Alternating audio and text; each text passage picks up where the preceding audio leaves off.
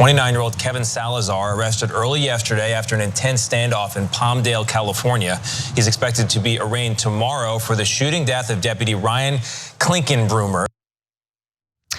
A 30-year-old sheriff's deputy in Los Angeles County was shot and killed in an ambush-style attack. Luckily, a suspect, as you can see in the video we just showed you, has been arrested. But before we get to how authorities discovered who the suspect was and what led to his arrest, here are some details about the incident and tragic shooting itself.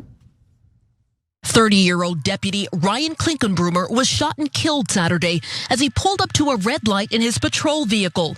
Surveillance video from the sheriff's station's own camera capturing the moment the suspect vehicle stops next to the officers, then takes off. Deputy Klinkenbroomer, engaged to be married just days ago, leaves behind a grieving family and a department mourning his loss. Now, a resident in the area actually happened to come upon his police cruiser and saw that he had been shot, obviously immediately called the authorities. That led to the manhunt. At that point, authorities had put out a $250,000 reward for anyone who had any information that could lead to the suspect. And eventually, they were led to the Palmdale home of the 29-year-old suspect, Kevin Cataneo Salazar. So a few more details about that. So he admitted allegedly to killing the deputy, according to multiple law enforcement sources who spoke on the condition of anonymity because they were not authorized to discuss the ongoing investigation. He was linked to the case after someone who had been in a road rage incident with him came forward and then helped identify him. Deputies recovered numerous firearms at the location, meaning at his home, as well as the Toyota Corolla that was linked to the brazen killing, according to the LA County Sheriff Luna. The vehicle was captured on surveillance video pulling up beside Klinkenbroomer's marked sheriff's vehicle Saturday before driving away, moments before the deputy was found fatally shot in the head. Now, the suspect's family was unable to explain how it was that their family member was in possession of so many firearms. Marley Salazar, the 29-year-old's mother, said that her son is mentally ill, that he had been diagnosed with paranoid schizophrenia about 5 years ago, which has been an ongoing battle. And so before we get to some comments from the family members, just some thoughts about the shooting itself, Cenk. I was actually kind of shocked to find that these ambush style attacks on law enforcement have been going up significantly. There have been 83 so far this year. 101 officers shot, 15 fatally, according to a report this month from the Fraternal Order of Police. Yeah, so look, the cops are part of society and in two different ways. One is that they're not immune from gun violence. And in fact, a lot of times, of course, gun violence comes to their door, or they go to the door of the gun violence. And oftentimes it's random, as is the case in this situation with someone who obviously had mental illness issues. And so we're going to talk about that second part in a second. That was really complicated, really hard, but we've got to start having an honest conversation. But the second way this cops are part of society is that they're human beings that are part of our communities. And this poor guy and his family, both his fiance, his parents, etc. It's just absolutely heartbreaking. We want justice for all, okay? And that means everyone. So I don't want people thinking in binary ways, this race versus that race, right versus left, cops versus citizens. What is the issue that we've had with cops is that they are not considerate enough of the citizens, but we should not make the same mistake. They are our fellow human beings and we should look out for them. And when you see something like this, I hope that it's heartbreaking for you as well, because that's a fellow human being that should be with us today. And it's terrible that he lost his life in this way. Absolutely, and look, they're investigating the motive, but the suspect's mother says that it was his paranoid schizophrenia that led to this. In fact, why don't we go to his sister discussing his mental illness, then we'll give you some quotes. His family says Cataneo Salazar suffered from schizophrenia and had been placed on multiple 72-hour psychiatric holds. When he had his episodes, we would call cops. Cops came to the house. They should have it on the file that he was sick. He was mentally ill. He heard voices. Cataneo Salazar's mother and sister say they feel for the family of the slain deputy. I am so sorry for the family. I don't wish no pain, nothing. I mean, if I could just wake up and say it was all a dream for the family as well as for us, I wish I could do this. Now, the mother, Marley Salazar, had an interview with the Los Angeles Times and said the following: "My son is mentally ill, and if he did something, he wasn't in his full mental capacity. It's not my son that did it, it's the disease that did it. They are putting all this out there that my son killed someone, but nobody is saying that my son is sick. He's sick. And so many people talk about schizophrenia, but then nothing happens." She also told the Los Angeles Times that he had stopped taking his medication about 10 months ago, and that the family didn't push back on that because he seemed calm, he seemed okay. But listen, the decision to stop taking the medication was a decision that the suspect made when he was lucid, when he was aware of what was going on. He made that decision, and that decision unfortunately spiraled to this horrific tragedy. And so I think that this story, and many other stories that we've covered, but I think I've been afraid to just say what I actually think, and I'm just gonna say it now. There are some people with severe mental illness who need to be institutionalized against their will. It's just the fact of the situation, the fact of the matter. And for those who think that that is unbearably cruel, I just wanna ask you, what is crueler, okay? Allowing people to stop, paranoid schizophrenics to literally stop taking their medication, refuse to take their medication, refuse to do the treatment they need to stay, mentally aware, healthy mentally, and then basically have a situation spiral to a point where they could end up murdering someone, they could end up in prison for the rest of their lives, and an innocent person ends up dead.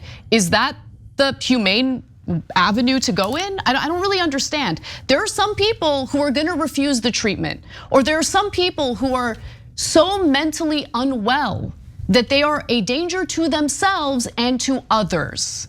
And to have this system where it's like, I don't know, let's just ask him if he wants to get the mental health treatment. No, some people are not gonna consent to it, even though they absolutely need it. Yeah, guys, so here's where we require nuance. So if you're an ideologue on either side, you can go ahead and turn off now. If you think there's simple answers and they're extreme and they're all correct. No, so everything works in percentages. Almost everything is in a spectrum. So sometimes when we talk about the mentally ill, people get really sensitive about it for understandable reasons, because they have someone in their family who might have similar issues. And a lot of them, the great overwhelming majority of them, have nothing to do with violence, right? And so those folks then get triggered and go, what do you mean? No, the mentally ill aren't violent.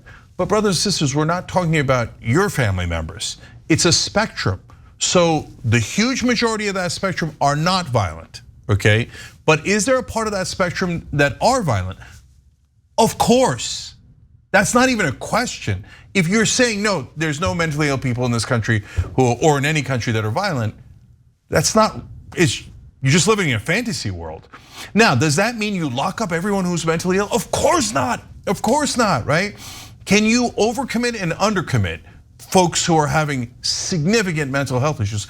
Of course, like in the bad old days, anyone creates any kind of issue, sometimes based on nothing, not even mental illness, something that they didn't meet the mores or the culture of the day, they just lock them up. And they put them in these horrible places where they would be terribly mistreated. Right. Do I want to go back to those days? Hell no, hell no. It's not the 1950s anymore. Yeah. Let's put it that way. Yeah, and so now if you say, now I don't care where they are on the spectrum and how violent they potentially are, I don't want to commit anyone without their permission.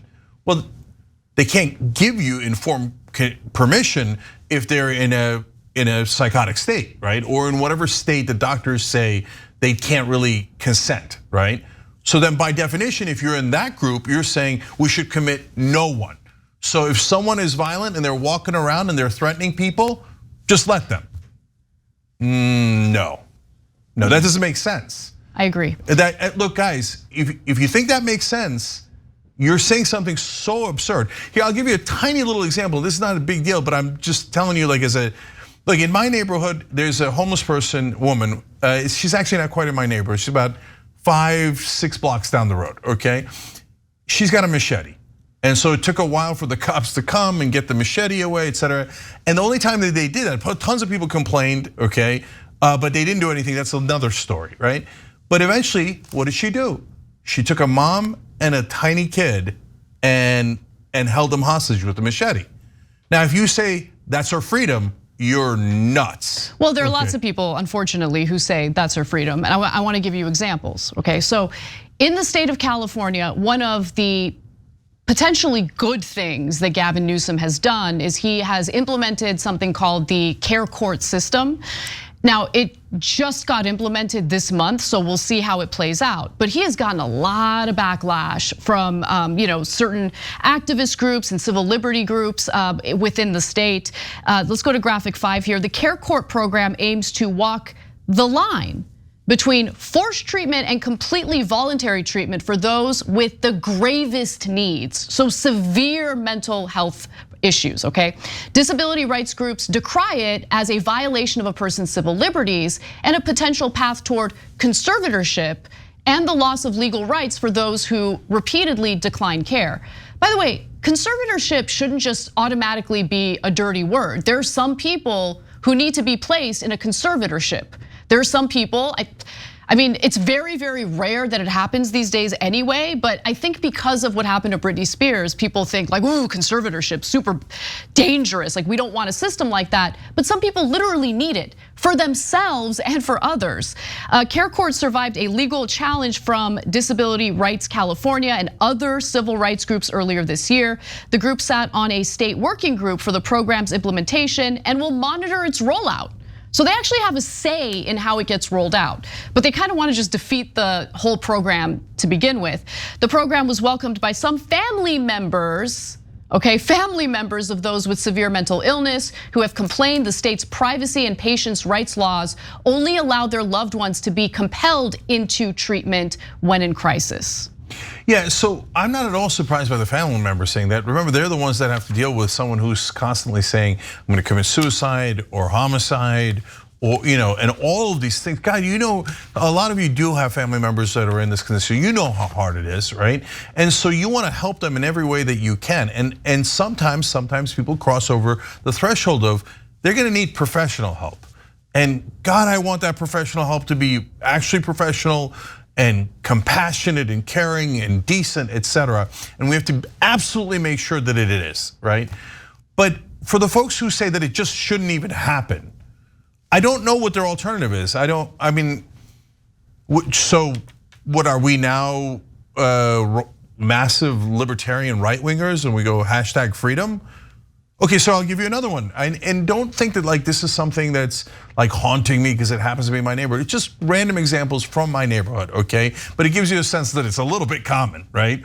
And so another guy, this time very close to my house, with a spear, okay?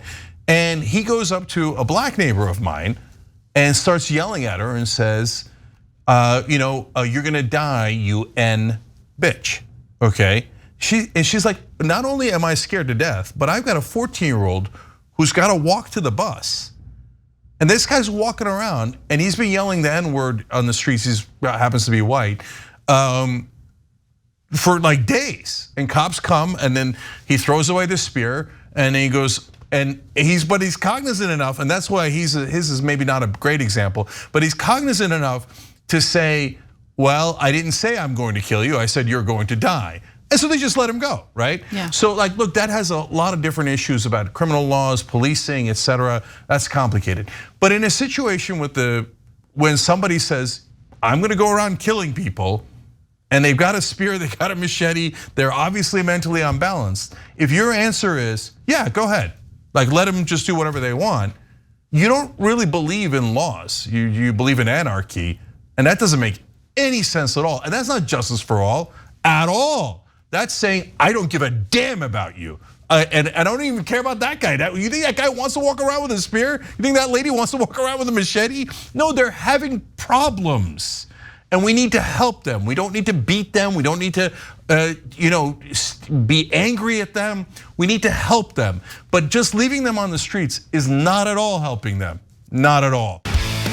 Thanks for watching. If you become a member, you get to watch all this ad-free, except for, of course, this ad. Still, hit the join button below.